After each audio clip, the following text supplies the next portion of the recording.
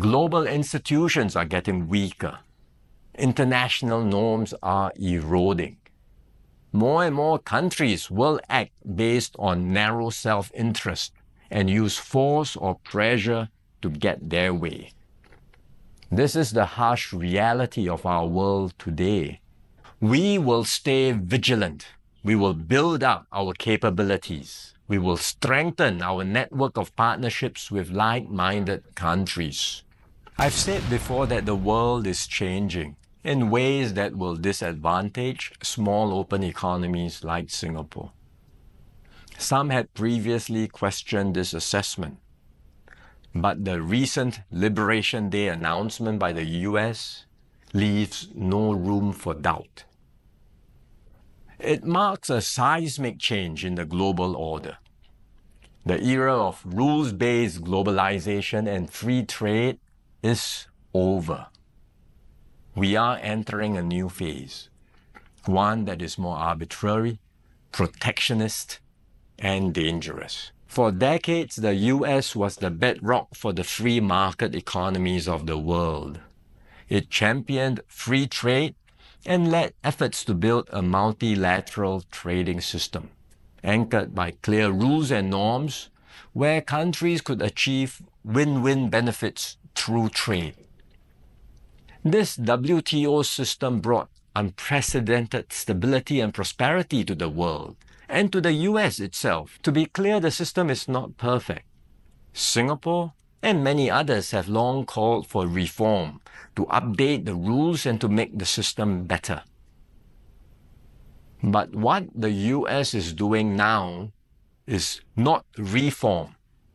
It is abandoning the entire system it had created. Its new approach of reciprocal tariffs, country by country, is a complete rejection of the WTO framework. The US has placed Singapore in the lowest base tier with a tariff of 10%. So the direct impact on us may be limited for now, but there are wider and more profound consequences. If other countries adopt the same approach as the US, abandoning the WTO and trading only on their own preferred terms, country by country, it will spell trouble for all nations, especially small ones like Singapore. We risk being squeezed out, marginalized, and left behind. We can also expect a strong global response to America's tariffs. Singapore has decided not to impose retaliatory tariffs, but other countries may not exercise the same restraint. The likelihood of a full-blown global trade war is growing. The impact of the higher tariffs, plus the uncertainty of what other countries may do next, will weigh heavily on the global economy. International trade and investments will suffer, and global growth will slow. Singapore will take a bigger hit than others because of our heavy reliance on trade. The last time the world experienced something like this was in the 1930s. Trade wars escalated into armed conflict and eventually the Second World War. No one can say how the current situation will unfold in the coming months or years. But we must be clear-eyed about the dangers that are building up in the world. Global institutions are getting weaker. International norms are eroding. More and more countries will act based on narrow self-interest and use force or pressure to get their way. This is the harsh reality of our world today. We will stay vigilant. We will build up our capabilities. We will strengthen our network of partnerships with like-minded countries. We are more ready than many other countries with our reserves, our cohesion, and our resolve. But we must brace ourselves for more shocks to come. The global calm and stability we once knew will not return anytime soon. We cannot expect that the rules which protected small states will still hold. I'm sharing this with you so that we can all be mentally prepared, so that we will not be caught off guard. Let us not be lulled into complacency. The risks are real and the stakes are high. The road ahead will be harder. But if we stay resolute and united, Singapore will continue to hold its own in this troubled world. Assalamualaikum warahmatullahi wabarakatuh. Salam Malaysia Madani. Ladies and gentlemen and dear friends, on the 2nd of April, the President of the United States of America, Donald Trump, announced sweeping tariffs affecting its imports from almost the entire world. Malaysia is among those affected. From 5th April, every Malaysian product shipped to the United States will face at least a 10% duty. And from the 9th of April, most will face a 24% rate with some exceptions. As an open trading nation, Malaysia deems the unilateral decision on the reciprocal tariffs as a major threat to the current global trade and investment system. The Madani government firmly holds the view that imposition of additional tariffs on every country that trades with the United States constitutes a rejection of the principles of free, non-discriminatory, predictable, and open trade under the WTO.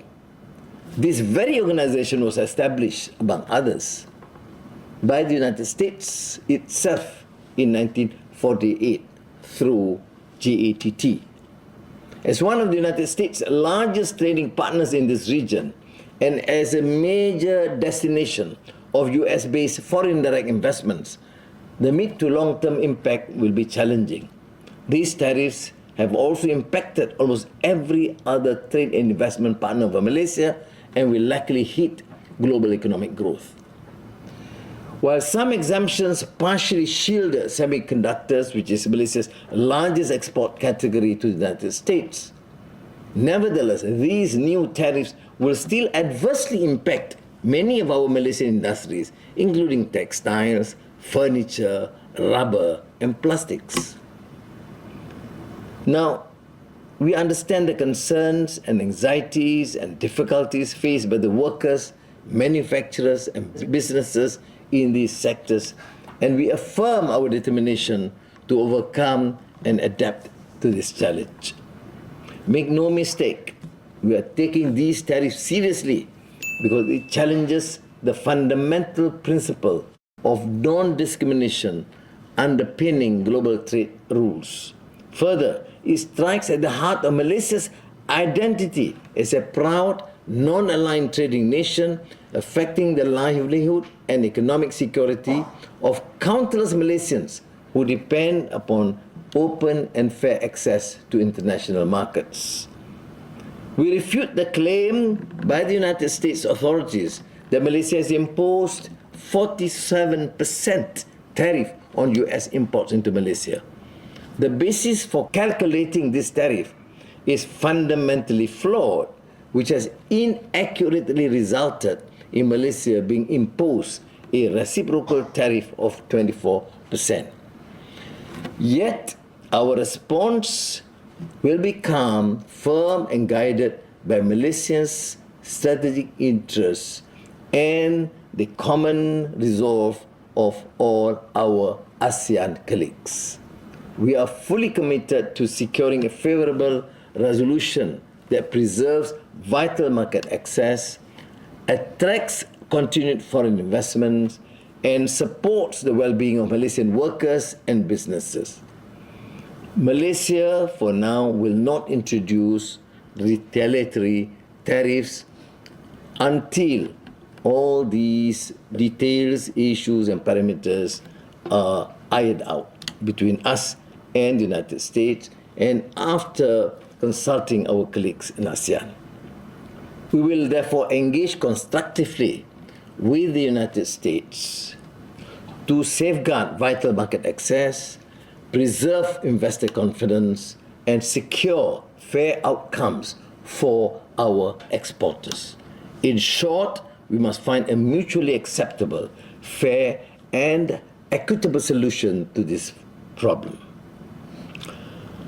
Our trade and foreign ministries are analyzing impacts in detail, running simulations, consulting stakeholders across industries, and communicating directly with US government counterparts as well as American firms which have long operated in Malaysia.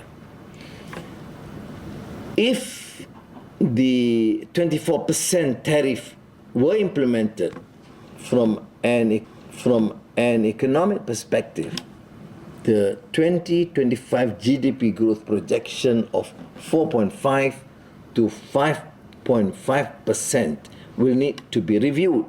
However, for now, let me reassure you that the government does not foresee a recession. Our economy remains resilient, our economic foundations remain strong, including our robust household spending, strong domestic investment, healthy tourism receipts, and the continued implementation of national master plans.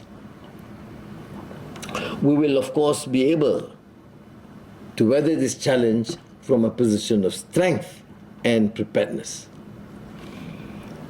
You may fair well know that our trade is based on a diversified network of regional and global partnerships consolidated over many years, particularly through ASEAN and the Comprehensive and Progressive Agreement for Trans-Pacific Partnership, CPTPP, the RCEP, and the ongoing negotiations with the European Union, whilst deepening ties across the global south. We have taken initial steps to address the impact of tariffs, including the establishment of the National Geoeconomic Command Center, which I chair. Within the coming week, MITI will submit an in-depth study on the impact of tariffs on several export sectors to the US.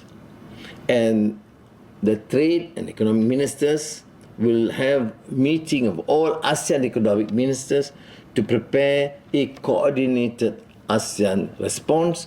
And I am constantly in touch with the ASEAN leaders to secure this understanding and to have a common position in our response to the United States. All options will be studied and considered to ensure the well-being of our people and business sectors. The Madani government will accelerate our economic and industrial reform agenda, the implementation of the new industrial master plan, the energy transition roadmap, and semiconductor strategy, AI, etc. At the regional level, we will strengthen our collaboration with our ASEAN neighbors. And some ASEAN nations are among the countries hit with the highest US tariffs. Malaysia, as ASEAN chair, will continue to coordinate efforts to present a united regional front, maintain open and resilient supply chains, and ensure that ASEAN's collective voice is heard clearly and firmly on the international stage.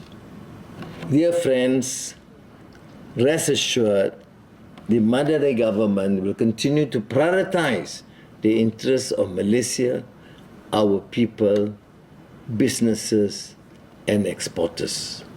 We are a resilient nation. We have a hard-working workforce.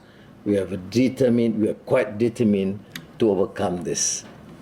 Inshallah. Thank you. Wassalamu alaikum warahmatullahi wabarakatuh. What do you guys think? Do you have anything to add on top of this conversation? Please leave your comment below. We would love to hear from you. Thank you for making it this far. If you like this video, you might want to share it with a like-minded friend. Thank you, and as always, stay blessed.